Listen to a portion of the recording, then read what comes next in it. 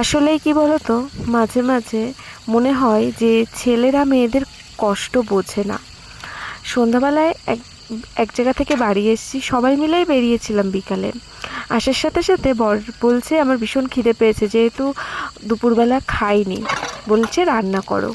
আমি বললাম ঠিক আছে। সন্ধ্যা দেওয়ার পরে আমি সব কিছু নিয়ে বাইরে, বুঝতেই পারছি উনুনে রান্না করতে গেলে বাইরে সব কিছু আবার বাইরে নেওয়া আনা করতে হয়। আধা ঘন্টা পরে এসে বলছে এখনও রান্না হয়নি, মুখটা একটু অন্যরকম হয়ে গেল। তো আমার ভীষণ কষ্ট লাগলো যে একা সব কিছু করছি, উনুনে রান্না, তারপরে আবার আধা ঘন্টার মধ্যে একটা ভাজা তরকারি, আবার মামামের জন্য আলাদা, সেটা আবার রান্নাঘরে গিয়ে করা, আবার একবার ঘরে আসা, একা হাতে সব কিছু কী করে হয়।